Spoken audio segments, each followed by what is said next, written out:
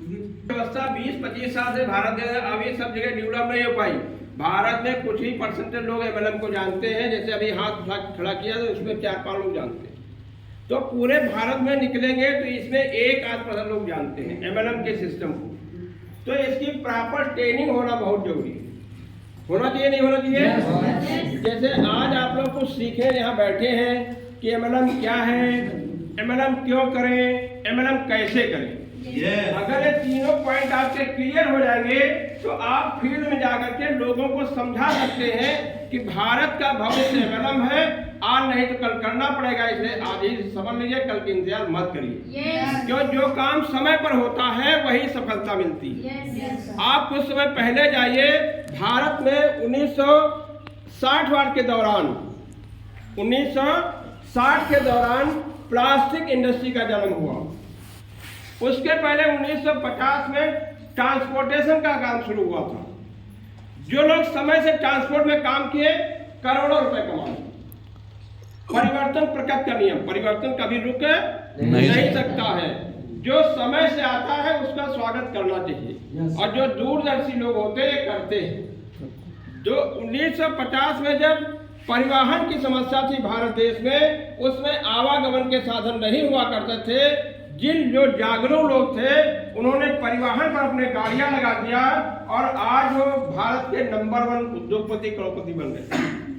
लेकिन आज जो है, आज की डेट में परिवहन में बड़ा कंपटीशन हो गया है। जब से ओला उबेर आ गया है तो परिवहन में आदमी जो पैसा लगाता है करोड़ों, सब डूब जाता है। क्यों? कंपटीशन बहुत ज्यादा हो गई। ठीक है, समझ आ रही बात? 1960 के दौरान प्लास्टिक इंडस्ट्री बहुत तेज भारत डेवलप हुई। प्लास्टिक का जो लोगों ने प्लास्टिक का काम शुरू किया 1960 में, उनकी जो है इंडस्ट्री इतना डेवलप हो गई कि 10 से 15 साल में खरबोपति बन गई।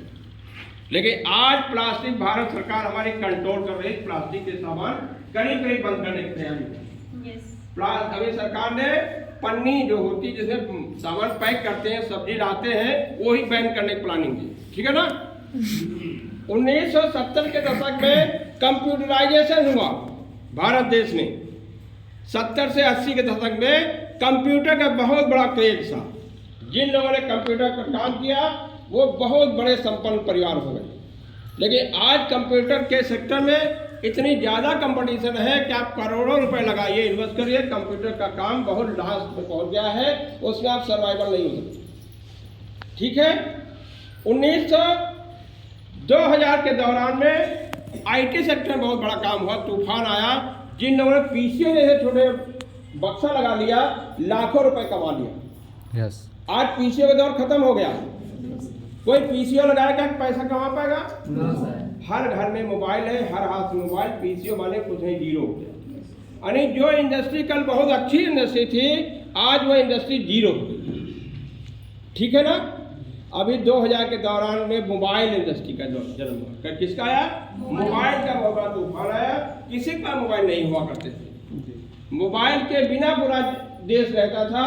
इक्का दुक्का लोगों का मोबाइल होता था।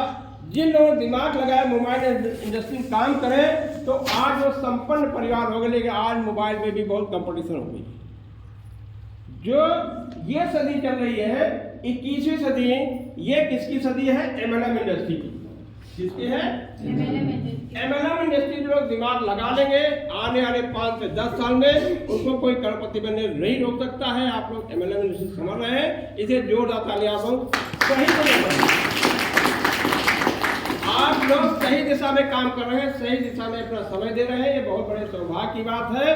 ये हमें लोगों को समझाना है, ये लोगों को बताना है कि आने वाले समय की ये बहुत बड़ी इंडस्ट्री है जिसमें बिना पूंजी लगाए, बिना रुपए लगाए आप करोड़ों रुपए कमा सकते हैं। लेकिन उसको सही कंपनी मिलना चाहिए, सही प्रोजेक्ट पर काम करने की जरूरत है। ठीक है? ये जानना बहुत जरूरी है कि एमएलएम इंडस्ट्री आने वाले समय की इस दशक से सबसे तेजी से डेवलप होने वाली इंडस्ट्री है, जिसमें हमें अपने भविष्य को उज्जवल बनाना है, अपने समाज को उज्जवल बनाना है, आगे बढ़ाना है, और हम सबको मिल करके भारत को विकसित राष्ट्र बनाना है।